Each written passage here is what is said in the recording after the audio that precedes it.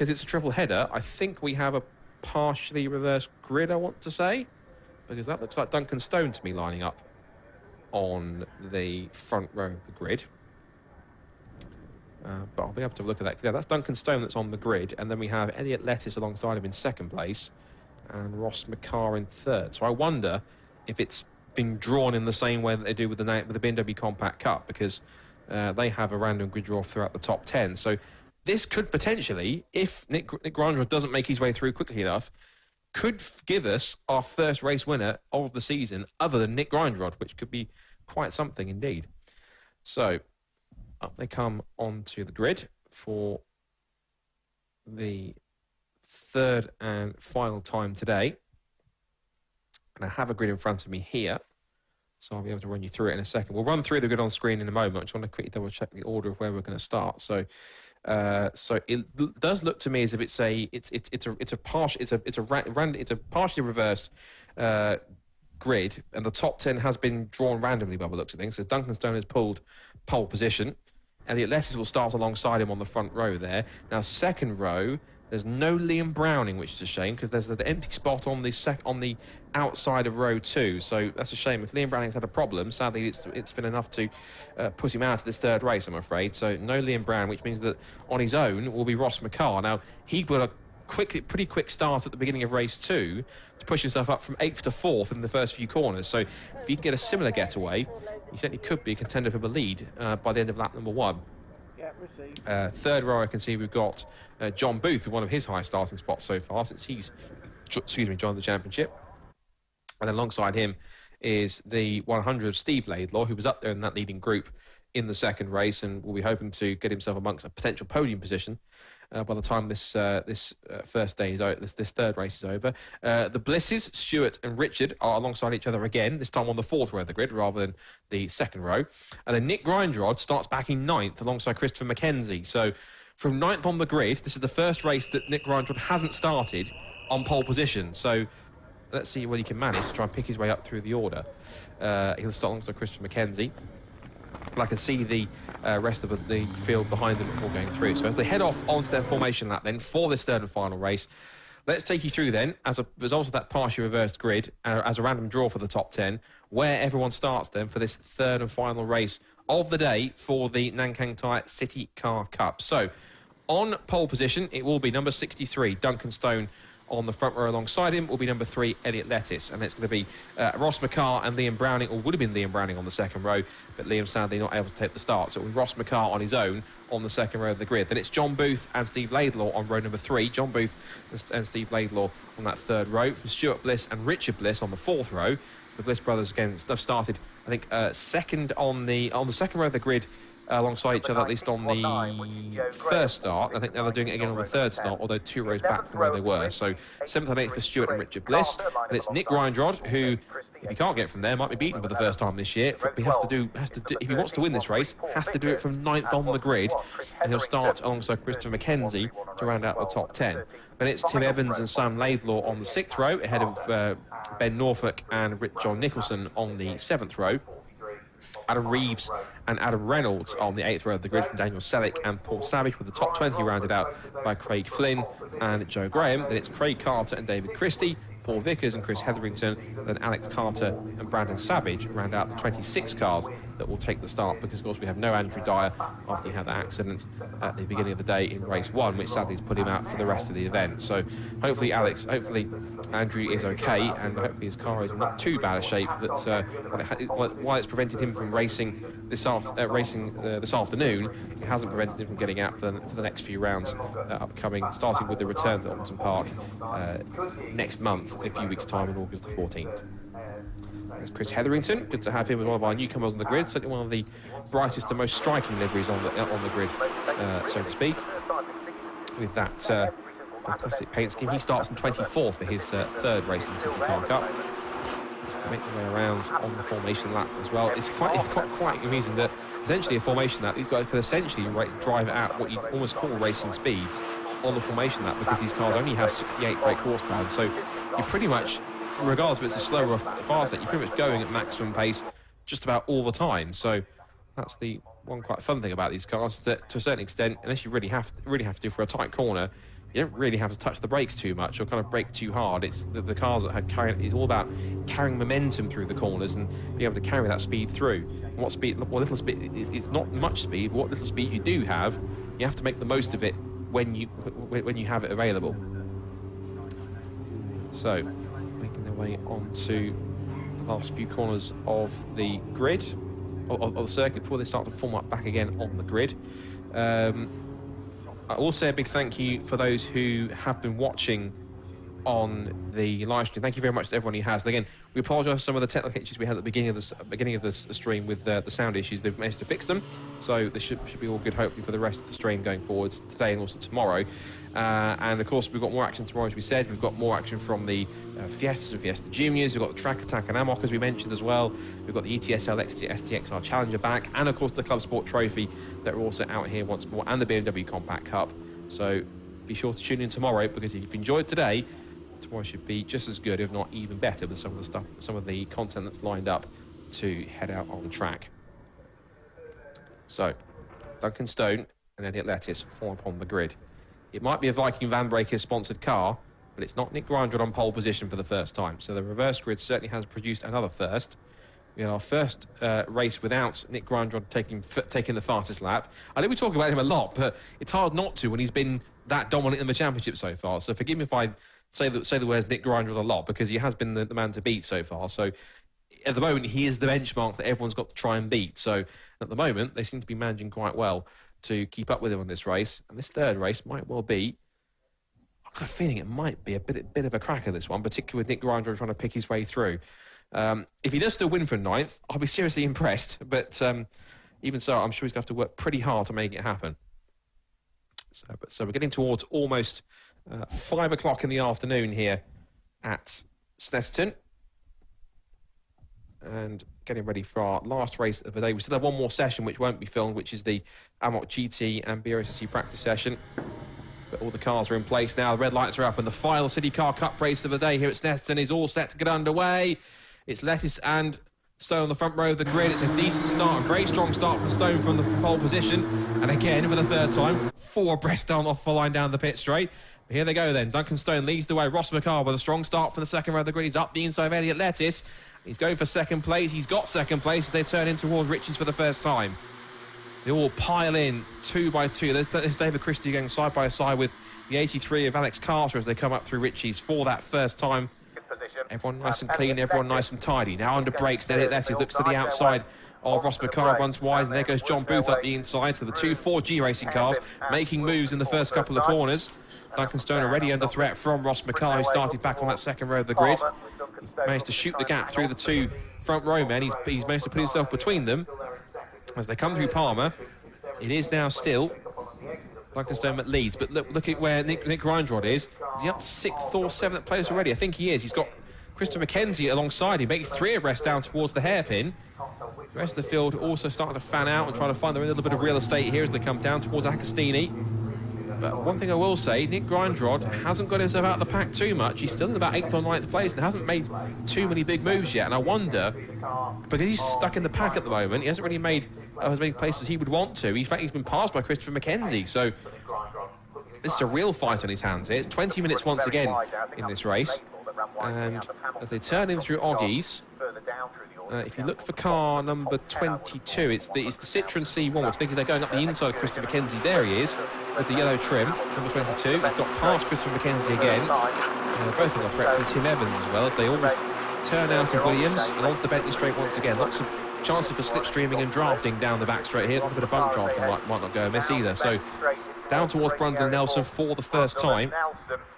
And these guys have been around here twice, but done 2 races already so far, so they know it pretty well. So Duncan Stone leads the way then. Ross McCarr in second place up through Nelson. It's then Lettis, Booth, first of the Blisses, in fact both Blisses that nose the tail now, and then also chased by Nick Grindrod. So I think Grindrod's up to about 7th or 8th now at the start. So he has picked up a couple of places, but hasn't made as much progress as I think he or anyone else would have expected. There's the number 43 of Brandon Savage having a scrap with Joe Graham in the Nankang Tyre sponsored car. Here they come through Coram then. Duncan Stone holding on to the advantage. And now we see Nick Grindrod, now up, rather than the Auto Bliss cars chasing him, he's now doing the chasing of the Auto Bliss cars. So I wonder if they're going to make it a bit more difficult for him. Whoops, off the road goes John Nicholson in the 310. Comes from a short oval racing background, so certainly making the most of all the road that's available to him and a bit more. So across the line to end lap number 1 of this final race of the weekend for the Nankang Tyre CityCar Cup, and it's Stone who leads it. McCarr second, it's Letty's third, Booth fourth, the Bliss is fifth and sixth, it's Stewart ahead of Richard, Grindrod's up to seventh, it's Mackenzie up to eighth, Tim Evans is ninth, and the biggest loser out of that one in terms of positions was Steve Laidlaw. He dropped down from 5th to 10th, up the inside of John Booth, looks, over the curb. That was Richard, the Stuart Bliss up the inside of John Booth. And look at Nick Grindrod's gone round the outside of Stuart Bliss.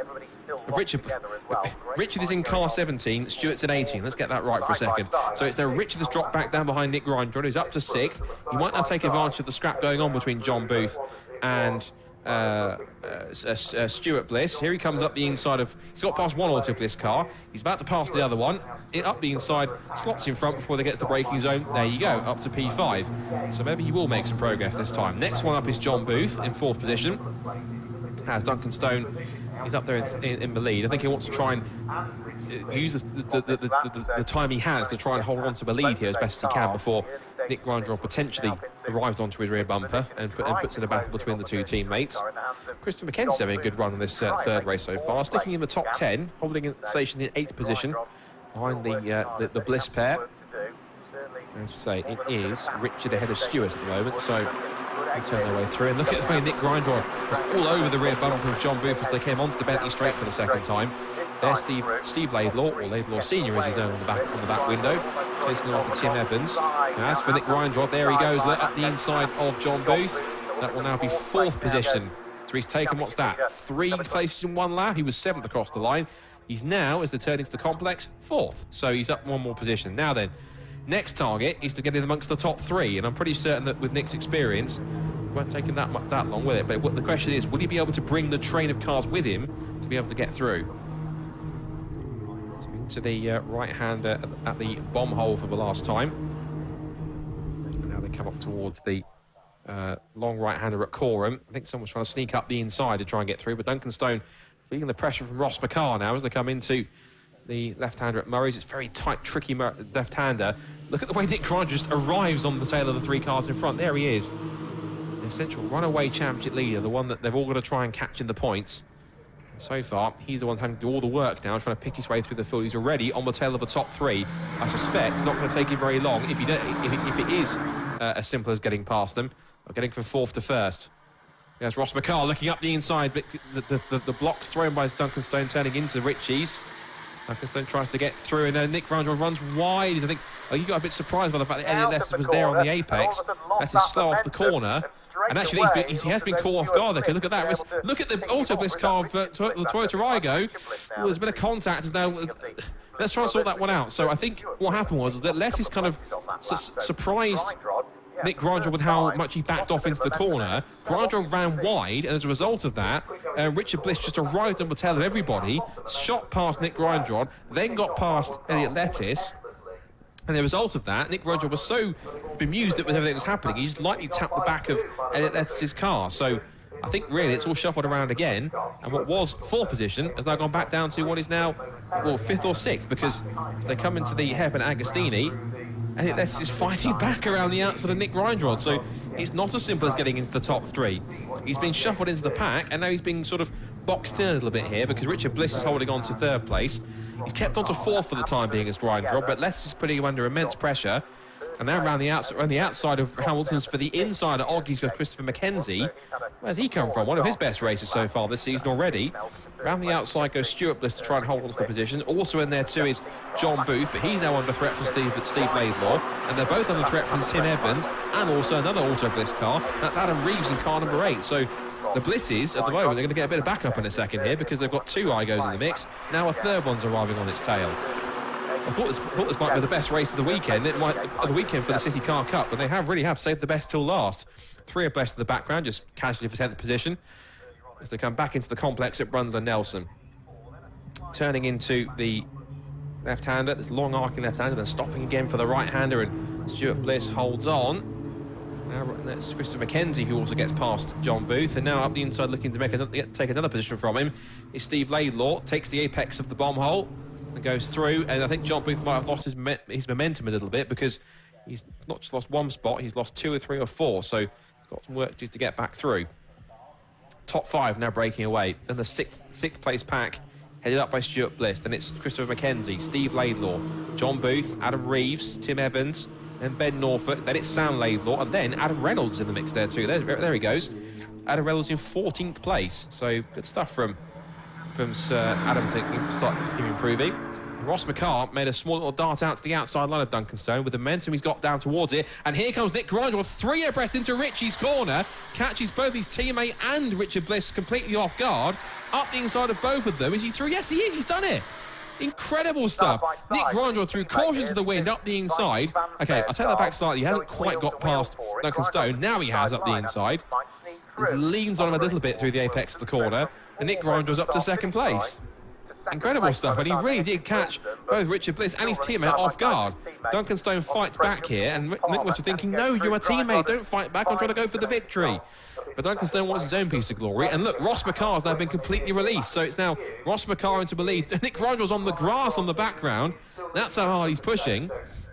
So now Duncanstone's been shuffled back down out of the lead into 2nd place ahead of his teammate Nick Grindrod, but now Ross McCarr leads the way with 10 minutes and 50 seconds to go. So if he can stay where he is for the next half of the race, which is much easier said than done given how quick some of the guys are behind him, he could be potentially the first man to win a race other than Nick Grindrod in the Nankang Tyre CityCar Cup. Some great battling all the way through these packs forming here behind for this leading positions, and the rest of the top 10 backwards from about 6th position. Great stuff in the CityCar Cup, and I really hope those watching on the live stream are enjoying these guys, because they are putting on quite a show. They did so at Donington Park, they also did so at Alton Park, and the British GT supports at Donington on the Grand Prix circuit, so wherever they go so far, they're winning new fans in abundance. So there goes the top 5 down the back straight, heading down towards Nelson. Nick Grindrod just tucked underneath his teammate Duncanstone. Rather than just, because of the fact that Duncan is essentially still in the championship fight here in these early stages and scoring strong results, he's not necessarily going to just let Nick through, or the bumping the curb through Nelson won't have helped him too much, but they now head down towards the bomb hole. It's looking pretty good now between these top 6. And Nick Grindrod, I think, just possibly sneaking at, just peeking his nose up the inside of Duncanstone into Cora. I think he sensed that Duncan was going to possibly go a little wide heading in through the long right-hander, but Stone's got track position and holds on. So this is interesting now. Duncanstone's come back at Ross McCarr after his after he was initially spooked by his teammate diving up the inside. So that looks like at the moment Ross McCarr might not be that safe, because I did say he has to hold on for another 10 minutes, but that was a big if. So the if comes from the fact that Duncanstone is right back on his rear bumper, and Nick Grindrod could also get himself back in the mix too. And remember what happened a lap ago when Grindrod tried to scare the pair of them down towards Richie's corner, and it did kind of work, but only temporarily. There's Paul Vickers back in the Ryton Tyre Centre car. Rest of the field goes pouring past the pits. And for the leaders, up the inside for 2nd does indeed goes Nick Grindrod. He's through. So now then, Ross McCarr is going to look at his mirrors and think one word: run. Because now he's got Nick Grindrod sailing up onto his rear bumper and potentially looking to try and steal the victory away. The turn in through a left-hander at Palmer's. Lettis is holding on to 4th position. The Bliss pair in 5th and 6th. 7th place then for Laidlaw, 8th for McKenzie, 9th for John Booth. Now down towards Agostini. Nick Grindrod is now one more pass away for getting back into the lead to win another race. The fastest lap of the race, by the way, has gone to 2 minutes 37. It's gone to the number 18 of Stuart Bliss. He's done a 2:37.785. And that means that he will get at the moment will get the fastest lap point. So these guys will have to work a bit harder to try and get that. And I'm sure that if Grindrod does in fact get his way into the lead, if he does get some clear air, you can bet he's going to go after the fastest lap as well, because he's been stuck in traffic all this race. Although the way he's running now, it might be for much longer, because there he goes. He darts to the outside line, gets the momentum off the corner, drag races Ross McCarr down the straight, and even before they get to the braking zone, the momentum he carries has gone through and he's into the lead. So, incredibly, from 9th to 1st in what's that? That's time-wise, that is about roughly 13.5 minutes or so. He is through into the lead of this third and final Nankang Tyre CityCar Cup race of the day. Pretty phenomenal stuff. But now he has no advantage of a slipstream. Everyone else does. So this could be pretty intriguing. Game on for the race now, I'm sure. This could be pretty interesting. If Grindrod doesn't pull away because Makar and Co can get a tow from him, this race isn't over. This race is not over at all. So out through Coram. Just under 7 minutes to go now. Grindrod into the lead then. Makar in second place. Third for Duncan Stone. It's fourth for Elliot Lettuce. Fifth for and sixth for the Blisses. That will be Richard ahead of Stewart in fifth and sixth position. It's Laidlaw seventh. It's then Mackenzie eighth, Booth ninth, and Reeves rounds out the top 10. The leading group all together in the line. Down the pit straight as one. Elliot Lettuce just peeks out and has a look. He's just holding on to, trying to defend fourth position from Richard Bliss, but it's not going to work. It's just Richard just sweeps around the outside in the IGO and takes the C1 into Richard's corner to make the pass. Meanwhile, look at this. Here comes Duncan Stone arriving down the outside of his teammate and also Ross Makar. They get back on the power again. Duncan Stone will try and just latch off the rear bumper, but this is not going to help Ross Makar because look at the momentum he gets from off the corner, pulls himself right into contention up the inside into Palmer's. Up the inside he goes. And even though Grindrod's got into the lead, it's now second place for his teammate. So both of the Viking Van Breakers cars are up into first and second position.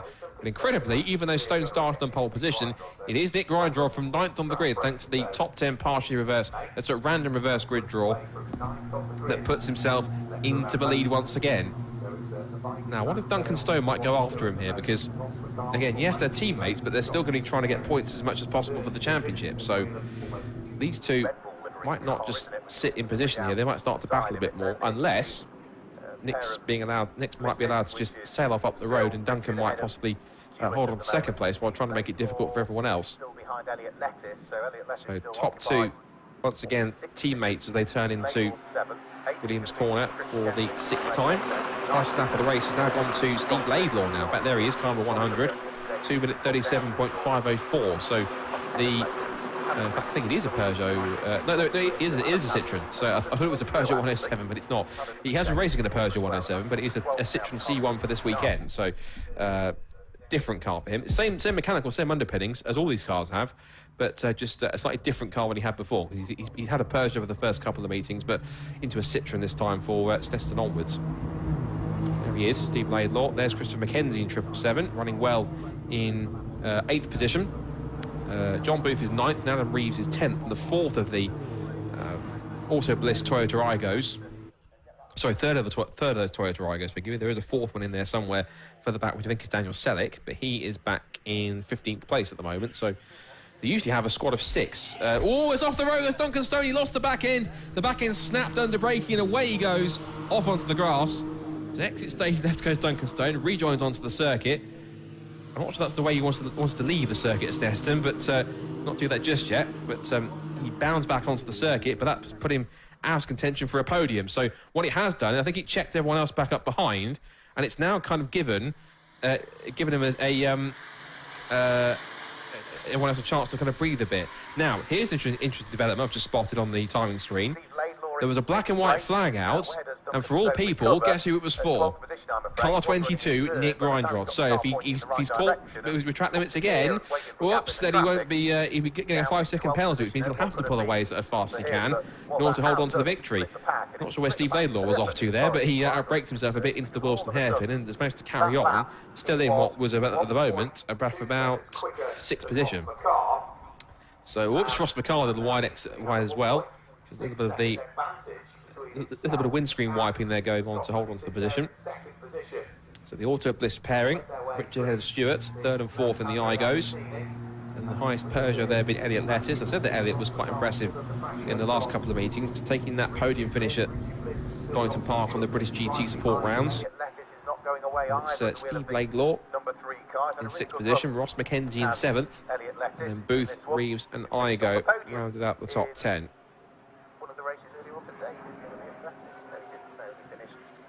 So out of the right-hander at Oggies, And there's still 2.5 minutes to go, so they'll get one more lap after this one, as Randrold again just continues to extend that advantage.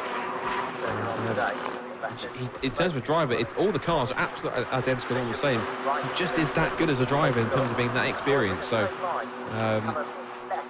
head out off the back straight once again, and still the question remains, can anyone beat Nick Randrold at the moment? Well, temporarily they could, but he's still managed to pick his way through the grid, even from ninth. Oops, off the road. That is Chris Hetherington, I think. Oh dear, Chris Hetherington is off the road. So Chris Hetherington gets back onto the road. I think even surprised the camera for a second there as he gets back onto the road. And Chris Hetherington rebounds. Well, that's a way to wake yourself up on your first race weekend as he gets back on there. Thankfully no damage by the looks of things, so he carries on towards the tail of the field behind Paul Vickers now, so he's got some work to do to get back in the mix. Now the leaders are back into Murray's now for the second to last time. They're going to come across the line and start the last racing lap of the day. They now make their way onto the pit straight for the second to last time. But as they come down towards Ritchie's for that final time, as they come down, there's a battle going on here. This is now Stuart Bliss defending from Elliot Lettuce here. He wants fourth position in the Peugeot. Last lap here, racing lap of the day here at Snetterton. We've got the practice session coming up, which won't be on stream, but that'll be for the GT drivers and the track attack drivers for tomorrow's races. Some extra track time for them ahead of their action on Sunday. Now, Richard Bliss might be in possible line here to give himself a podium if he can slot past Ross McCarr here. Now, remember, Ross got a 5-second time penalty before for track limits in the second race, so he finished it on the podium on the road. But he got the time penalty that pushed him down the order and therefore forced him to finish outside. I think it was even the top 5, I think it was. I'll have to check the results again. But Ross McCarr at the moment looks as though he's going to hold on to second place for the time being, unless Richard Bliss and co have anything to say about that. Stewart's in there as well, so is Elliot Lettuce, of course, with that novice cross on the back. So remember, in this novice race, of course, there's no Liam Browning in the third race. So it means now that essentially it's a battle between Richard Bliss and Elliot Lettuce for being the top novice racer in the field, and Richard might well get himself a podium here if he plays his cards right. Nick Randrold, though, I think Ross McCarr's closed in a little bit on this lap. Looking at the last lap time by, it was a bit worse. I mean, Ross McCarr's lap was, yeah, he was 2 tenths quicker on that last lap. The gap was 1.3 seconds, but I think this late charge has come a bit too late for Ross McCarr, I think, because the gap that Nick Randrold pulled away after Duncan Stone exited stage left from the circuit was meant that it just broke the toe a bit too much. For the record, Duncan Stone is still going, but he's back down in 12th position, but trying to get past the Ben Norfolk number 69 car that's run by Mission Motorsport. Out through Brandon Nelson for the final time, then on to the short straight before the bomb hole, then Coram, and then Murray's for the last time. It's been a magnificent day of racing here with Fiestas, both the juniors and the seniors, and the STXR Challenge. All three will be back tomorrow, as will the BMW Compact Cup. But even though these won't be back tomorrow, they've been thoroughly entertaining. As they come in tomorrow to the final time, well, you can push him down to 9th place, you can make him fight his way through the field, but ultimately you cannot keep a good driver down and can't keep away from the top step, because once again the question is asked, can anyone beat Nick Randrold? He keeps his perfect win record. It is still 9 from 9, 100% for Nick Randrold. He wins from Ross McCarr in second place, the Bliss is third and fourth, and across the line in fifth with Elliot Lettuce. It was Rich ahead of Stewart for third and fourth in the Auto Bliss cars. Lettuce fifth, Laidlaw sixth, and it's John Booth seventh, Christian McKenzie in seventh place. Duncan Stone is up to 9th by the flags, and he recovers well on the last lap to pick up 3 more places. And rounding up the top 10 is Tim Evans, so he did well to pick up a top 10 finish. 11th is Adam Reeves, 12th is Ben Norfolk, 13th is going to go to Adam Reynolds. John Nicholson just holds off the 38th of Alex Carter for 16th and 17th place. It's Craig Flynn, and then the 24 of Paul Savage comes next, followed by Joe Graham, and then it's the 83 of Craig Carter. The rest of the pack goes streaming through past the flag. That includes the 43 of Brandon Savage. David Christie also finishes home in 23rd. And then the last 2 cars across the line will be Paul Vickers in car number 13 and the Chris Hetherington, number 131 car that we saw had that wild moment here on the exit of the left-hander at Palmer's. Thankfully came back through. Well, what a brilliant day it's been of racing to kick off the BRSCC Summer Festival weekend. 1 day down, 1 more still to go. And of course, remember, we've got races from the Amok, GT, GT4 Challenge and Intermarks, plus, of course, Track Attack Race Club, and to end the day, we've got that epic 45-minute BRSCC Club Sport Trophy race to round things off. What's been a brilliant day. The rain, if there has been, it is going to be any, has held off for today. There are some slight darker clouds around, but it's still pretty warm out there, 21 degrees. And so therefore, I think if there is any rain, it should hopefully burn off pretty quickly as well.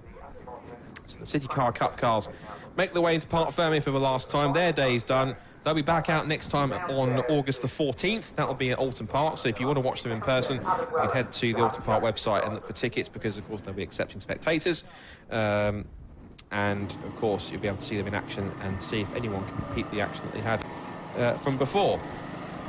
Of course, it was 2 wins then for Nick Grinder, and it was, of course, 3 more plus for Nick in this in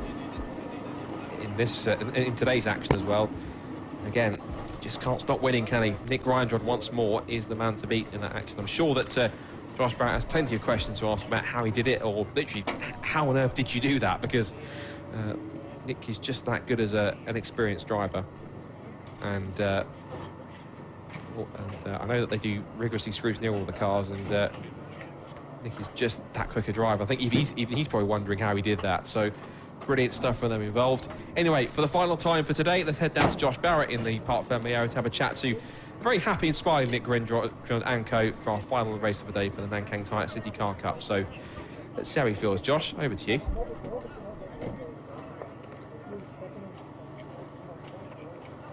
So we're down here in Parc Fermé from our final race of the day, and the third race for the CityCar Cup, and it's the same winner again, it's Nick Grindwood, but that race was quite different. Oh, that was brilliant. Absolutely brilliant, that was. Yeah. Oh, yeah. Nice to see some cars, and yeah. I just don't know what to say, yeah. I'm just, yeah, buzzing. Absolutely buzzing. Car was on rails. It wasn't so good in the second race. Done some changes and stuff and made it a lot better. Yeah. Really good, really good. Did you find this car, obviously less power than compared to what you've used to in racing, getting past people's more difficult, or? Really, yeah, you've got to, as good as, what gives you instances and gives good stead is racing the Enduros as well, because it takes you, you've got to plan your overtakes. But it was a bit hectic at the start, it settled down a bit, then it got a little bit hectic, and just managed just to get to the front just in time. I guess you knew the race was 20 minutes, so you knew that was the limit you had to use to get to the front. Yeah, it's quite good, because as you come across the start-finish line on the gantry, there's obviously the timer telling you how long to go. So yeah, you can sort of plan your moves through it. Yeah. So it was quite good. Yeah, enjoyed it. Really enjoyed it. Thoroughly enjoyed it. What's next for the championship? I believe we're at Alton Park. Alton Park's the next one. Yeah, I think there's only three rounds left. So yeah, all to play for yet. Well done on another win. Cheers. So that's a clean sweep once again from Nick Grindwood. Second place was Ross McCarr, and Ross. So second place, Ross McCarr, and you held on to the lead quite a long time, but Nick Green was coming out for you. Yeah, it passed me like I was standing still. I don't know what, it felt rough. I thought I got a good exit onto the straight. Obviously I didn't. And then, yeah, must have been going some ballistic pace, and then he just slowed down towards the end, backed me into his teammate a little bit as well, and then, it was a good race. It was a close race amongst the guys, and, I really enjoyed it. So, yeah. I've seen you race MGs before, so it's quite different. How do you compare the two? Yeah, miles different. This one, I think the accelerator doesn't come off the floor most of the time, so that's the main difference. But no, it's the same principles. You have to be really, really smooth and consistent. Consistent, gets you where you are in the race. So no, it's a lot of the same principles, but they're still fun. Everyone I spoke to has had a big smile on their face, and I guess for you as well, I'm really enjoying it. Yeah, it's the first round that we've been on, really on pace, so it's nice. We've made improvements throughout the year, so no, I've had a good day. Well done on second place. Thank you very much. Then in third place was Richard Bliss. Richard, third place for you, and a real scrap up front. Yeah, it's been an exciting race, coming from 8th, I think, so yeah. There was a lot of passing, and it was just really full fun, really. Not sure what to say, you caught me off guard. But yeah, it's been good. it's different having Nick back with us. And a different format for this race. Do you think it worked? Yeah, definitely. Yeah, more challenging. Gives everyone else a bit of like a chance as well. It was good. Well done then on third place. So third, Richard Bliss. Second was Ross McCarr, and the winner was Nick Grindwood.